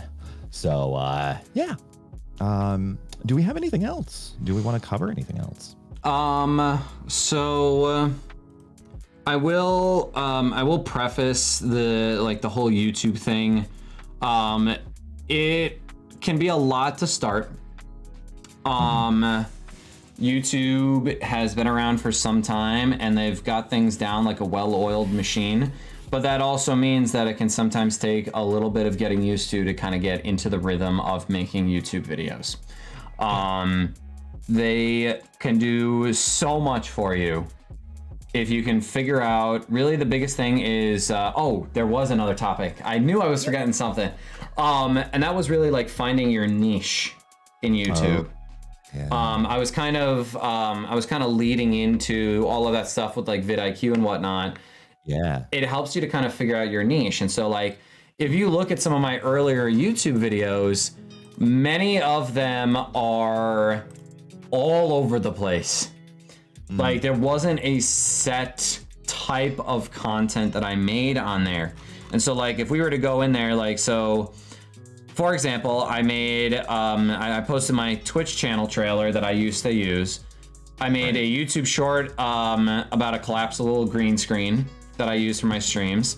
I made a compilation video of a bunch of clips from playing Apex for a year. Okay. I did a YouTube short of a clip of mine. I posted a reaction. I posted a very long form video of how to start streaming. And then all of those are literally like just like going all over the place. And that was basically, I was actually doing that in a very calculated way, believe it or not. I was doing that to see like what is going to work here. Yeah. And so for me, it ended up kind of like I experimented a little bit more with certain areas. What this is also telling me here, looking back on it, is that maybe if I were to include some more YouTube shorts on me, even doing like product reviews, that might be something that could be pretty good, because it was that video and then some of my reaction videos that had the highest views at the beginning of my YouTube channel. Whereas like some of the content that I made otherwise didn't do as well. And so like the video that I made of like the 21st steps to start streaming, which took me a very long time to edit and put together, it only garnered 15 views. And I posted that back in right at the end of November. Oof. Oh. And it was nearly a 30-minute long video. Oh. And so it was a lot of work, and I figured out very quickly, like, maybe this isn't the type of content. All right. And it wasn't until like when I started posting some more reactions, because I started trying like, all right, let me try these. I'm going to try a series of reactions back to back to back, see if that works, try and keep it consistent. Right. It started to get a little extra views. And so then I threw in, and then I had one take off. And so the first one that really took off was when I started to actually use the headline studio feature, where I could look up and see how good my headlines were, or my titles were, because my titles weren't great for some of my earlier videos. They were still getting a little bit of views, but it wasn't a lot. Right. And so then, combined together with my latest format for thumbnails, all the pieces kind of came together. I make thumbnails on Canva. Yep. Yep. Make the thumbnails on Canva. Yeah. Absolutely. And all of that came together in this trailer reaction that I did for Moon Knight, the Marvel show coming out. That one, yeah. And I used a very good title, and that was the first video that like really took off for me, and that was 248 views. And then shortly after that, I did a reaction for the Halo series trailer, and that was my first like over 1,000 view video. No, that's wrong. Well, it's the earliest video that I have that has over 1,000 views. There were other videos that did better than that afterwards, and so like that was when I kind of found like the niche. I was able to say like, these are the titles that work, these are the thumbnails that work, these are the types of videos that work. And so it took me a while, because some of the earliest videos that I posted were back in August. Yeah, I mean, it can take a while to figure out what content niche you want to do. I mean, I'm still figuring out, like, I'll be completely honest.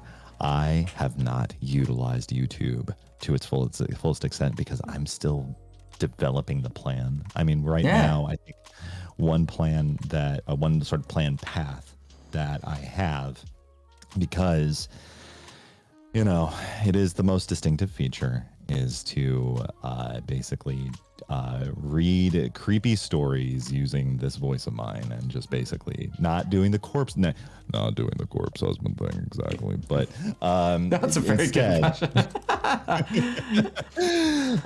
But instead, you know, just kind of going, okay, so here's some, you know, spooky stories, and if people want like an analysis video, we can do that. Or maybe even doing like a react channel, because there's a bunch of paranormal videos, like supposedly paranormal stuff on YouTube, and there's a whole bunch of reactors. So like this is was a Casper site, and Nuke's Top 5, and the folks like that. And what I'm noticing is that they have like little spooky videos and people submit. It's a you know, fun little entertaining time. But one of the things that I've noticed that they don't do is kind of break down like, okay, here's the way that this could be legit, and here's the way that you can fake this at home. You know, here's the way that you can, you know, unpack and kind of go, okay, if I were a special effects person, having worked in theater, yes, I've done that. Here's how you do that. Yeah. This costs $25 and you get a spooky video, and it's the you know, whether or not, you know, the people are trying to prove the paranormal or anything, that's a whole separate thing. I just want to talk about the craft. Right. So, yeah, those are just some plans, but I don't know what's going to work. And you're absolutely right. You just kind of, a tactical throwing mud at the wall to see what sticks. And, what ends up sticking for my YouTube might be none of those. Maybe it's, I wear a banana costume and fall over and then I go, oh, my knee. Like, maybe that's it. I don't know.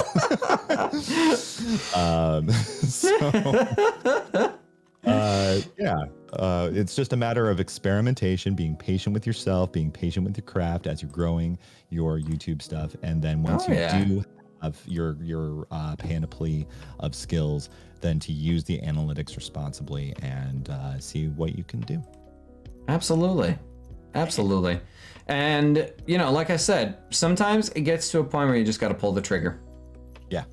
Like you can plan until you're dying. I was planning for so long and I had a to-do list of videos that I could make, but never did.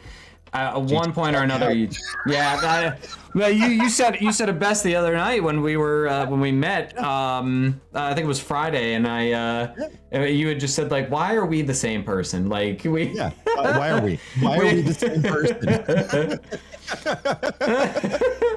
Also, thank you very much, Drew. I appreciate you. I love your profile picture on YouTube. It's fantastic. Oh, I love it. Love it. Oh man.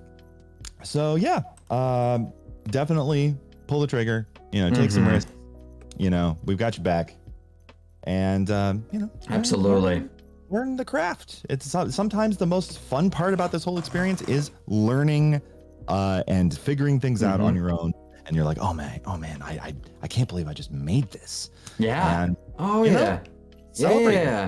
celebrate like, oh, this video got 3 views. That's 3 more than I expected. Like, there you go. Like the small successes. Like I was happy when I started to get like even just a couple of views, and then all of a sudden I saw a video like, babe, I would go and brag to my wife. I'd be like, babe, guess what? This video got 200 views. She's like, I'm so proud of you. And I'm like, thanks. And like I'd get really excited, and now like my mind is blown because now I have a video that is over 6,000 views. Like, and like that also just blows my mind that like, for starters, I had no idea that many people wanted to watch my ass doing that. Like, like of all people, like you like time is the most valuable resource out there. And so having anybody spend even remotely any amount of time watching your content is a pretty big compliment to make to somebody's channel, because it basically tells them that like, I could be doing anything else with my time, but I choose to be here instead. Exactly. And that is the way you interpret that, because that is absolutely right. I mean, it can get really easy to go into Nielsen business executive mode and go, well, those are rookie numbers. We got to push them numbers up. But instead, you are a one-person team. Unless you drop money to hire an editor, which I would not recommend doing before you figure out what your overall style is, because once you figure out your overall style and like you start to make it like really big and like maybe you like have a lot more content that you start to make, then at that point maybe you can hire an editor, but like you need to know how to do it yourself so you can tell somebody else how to do it. Yes. That's a really big thing. And that was something that I think was recommended to me in one of those YouTube channels I recommended earlier. Basically saying like you should not hire somebody to edit for you until you figure out how you like your stuff edited. And so like when it comes to figuring out what content you make, like, yes, I'm going to tell you what content to make, but it's not going to be an answer you'll probably like. The content that you have to make is the content that you enjoy the most. It's the stuff that you feel that you are good at. It is the stuff that you personally feel that you have a strength in or something to offer in terms of that particular community on the internet. And sometimes it is, in fact, a trial and error, because everybody has multiple skills and interests to kind of pull off of themselves and kind of make content off of. And it's just kind of, and that's why like we have all the tools like I mentioned there to help you kind of figure out which of those areas of yourself that would work best for the content. And so that way you enjoy everything you do. But I would drop it's too expensive. Yeah, I was about to say, can't drop this mic, it's attached. Nope, can't do it. But the metaphorical microphone has been dropped from a height. Yes. Because if you're not enjoying what it is that you're doing, then why bother doing it in the first place? Exactly. Like, yeah, you could be getting paid exorbitant amounts of money, but if you hate every single second of it, then your life will have no fulfillment whatsoever. So, see, also, I'm not in computer science anymore. Yeah. Sorry, just calling everybody out on their shit real quick, including my own, because I'm just as bad. It is coming from a place of experience, and that is why I'm calling people out on it, because I understand more than most. Yeah, same. So, are there any final questions? Yes. Any thoughts? It could be about YouTube. It could be about video production. It can be about anything. Cheesy guys, I've loved this. I'm glad to hear it. I've been working my own branding stuff this whole time, laughing and getting inspiration. Excellent. That is exactly. I love it. That's what we're here for. So happy. I am so glad to hear that, Cheesy. And Cheesy, like, I am always happy to have more performing arts people here. Like, it is. I'm just like, oh, yes, my people. So I am so exciting or so excited. I can't even get my words right. That's how excited I am that you are here. And I look forward to seeing what you do. Dalish, we've heard teaching with socials. What's yours like in a nutshell? Okay. So primarily, my path has been weird. I'm going to try to condense it, keep it short. A lot of where I started was MySpace. I know. I wasn't allowed to have a MySpace. That was before I was allowed to have social media. Damn. So I was in for the project. It was Indeed. It went places. The first music project I was attached to that got MTV attention and we got used in a commercial and all that stuff. Hell yeah. Was for a band called Manolete, and we found our management companies and connected with bars and audience members through MySpace, literally. And we had this whole entire script, and it was high pressure.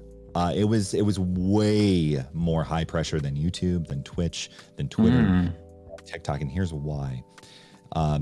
So the music business is really predatory. And one way it is predatory is what's called pay for play.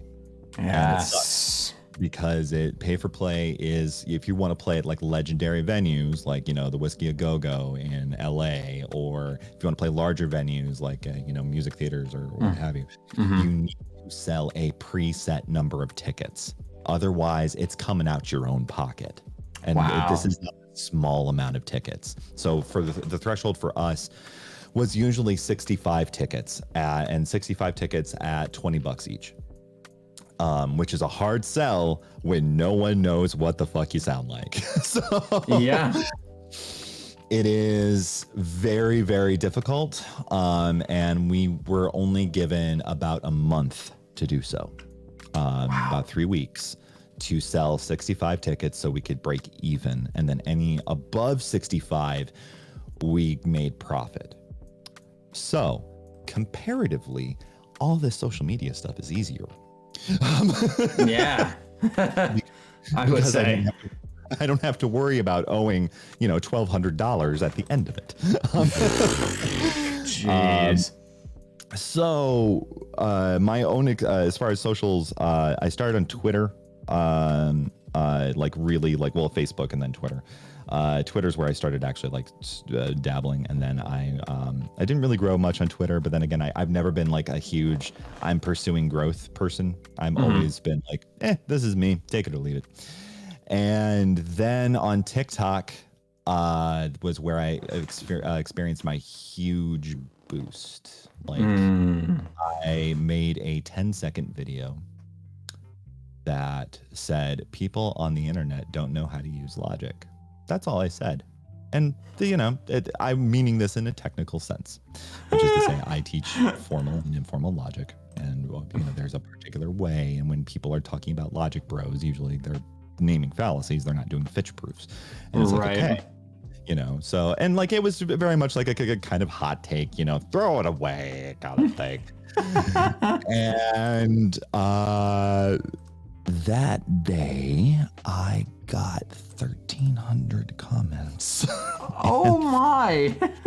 And 45,000 views. And I'm like, uh-oh. My hot take got a little hotter.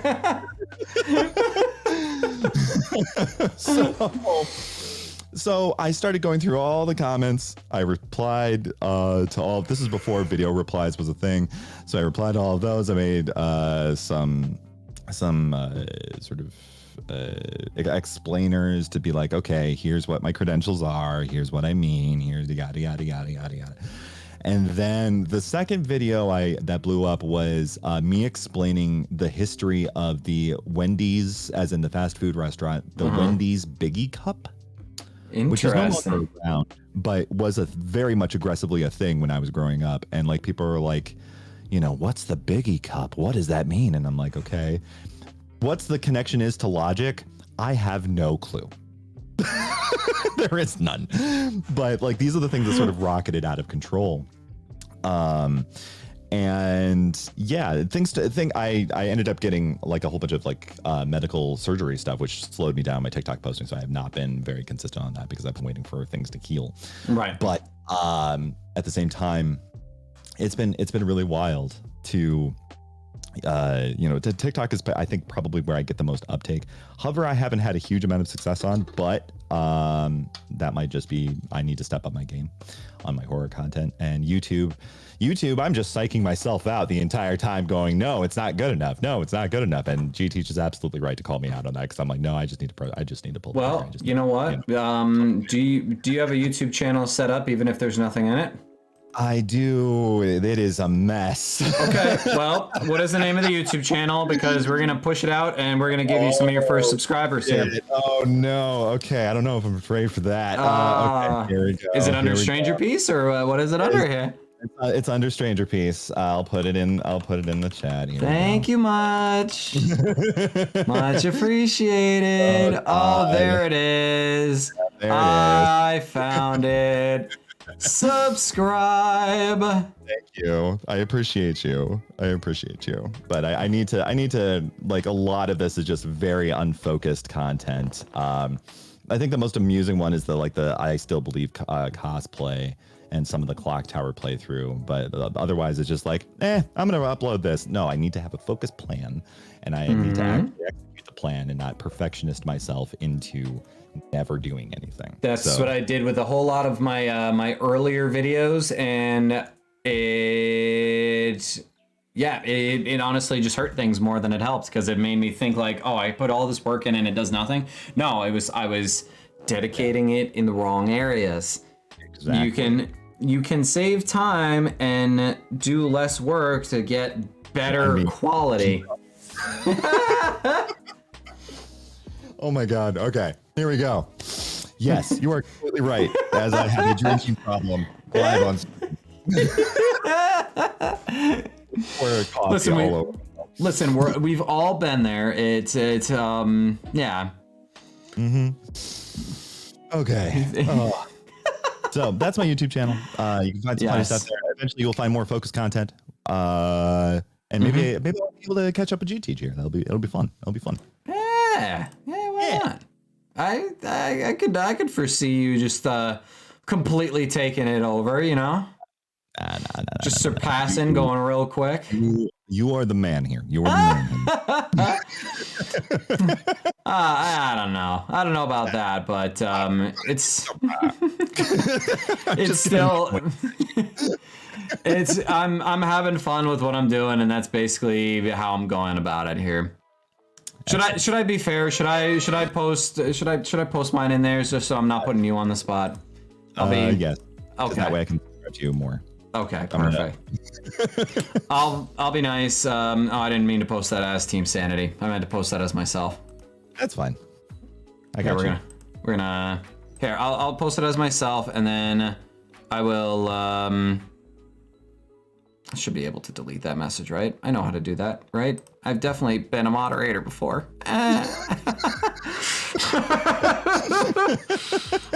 Same.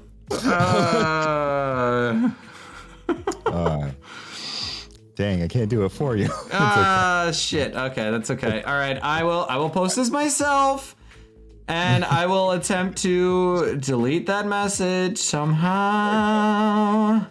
Some way, somehow. Anyway, yeah. Do we have any more questions? Thank you so much for that. Yes. I appreciate you. Thank you much for all the questions. Yeah, that has been great. Any final questions? Because it's about 5 p.m. It's about time. We've been at this for about 2 hours. Yeah, we have. And so we also that also means that we need ideas for a raid target. Raid. Yeah, I don't know. It's got Raid Shadow Legends. Oh my god! I've gotten like 4 sponsorship offers from them, and every time I just look at it and I'm like, no, not today. I've tried it. I tried it once. I couldn't get anywhere with it. It just did. Yeah, I could have made some serious money off of it, but I wasn't able to make anything of it. So. Yeah, exactly. I mean, basically, I'm just thrilled that, I too, like everyone else in existence, can be like, have you tried Raid Shadow Legends? Yeah. Oh, God. Raid Shadow Legends. Nobody's ever heard that one before. Never. Who's ever heard of that? Yeah, it's always like the hyper masculine monster truck voice. Oh, yeah. Shadow Legends. In order to be sponsored by Raid Shadow Legends, you actually have to play Raid Shadow Legends, and that's step too far. Yeah, that is exactly the step where I'm like, oh no. And the thing is, I enjoy that style of game because I play a Star Wars version of that particular game. But I've also been playing it for years now, and I'm so invested in it that I couldn't just hop out and leave it at this point. Because I've invested so much time in those types of games. Time is everything, and so, I wouldn't be able to look myself in the mirror every morning. I might have a problem. Just a little problem. Raid Shadow Legends, though, I had no investment to any of the characters, at least in the Star Wars Galaxy of Heroes. I at least have. I have investment in the actual characters, and I can build up the teams that I like the characters for and all of that, because I'm a huge nerd. What else is new? That was definitely new information for everybody. I don't know what you're talking about, The fact that you did an Obi-Wan react, and I cried at the beginning of the video too. As they literally showed they showed little Luke and Obi-Wan looking over him, and I cried. And I cried. Duel of the Fates comes in, and as soon as Duel of the Fates came in, I'm like, oh no, okay. I am a mess. Yeah, I know, right, Drew? And also, hi, DFG. I didn't actually say hi when you said that comment, but glad to have you here, buddy. And if folks have a raid target they have in mind, let us know. I'm looking through mine. As am I. I'm seeing some folks. Yeah. What are folks in the mood for?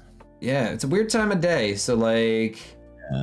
it's an odd collection of people in my in my following list here that are streaming currently. And most of them are like on their way out as well, so it's kind of hard to like figure out who I should go for. Right, exactly. Treacle is live right now. Former international showcasee. Perfect. Exactly what I was hoping for. That's what I like. All right, let's see. Let's go take. Oh no, they're rating out. They're rating out. Okay, never mind. Son of a bitch! Oh geez, they've been. Oh yeah, I literally just joined in for the raid. Shit. Yeah, they had just been playing for the past 7 hours. Jesus. Like, no wonder they're raiding. Like, damn. Okay, I got a Kai Fox. A Kai Fox. Yeah. Let's see here. A Kai Fox. Yeah. Another showcasey. And they're only 2 minutes into their stream.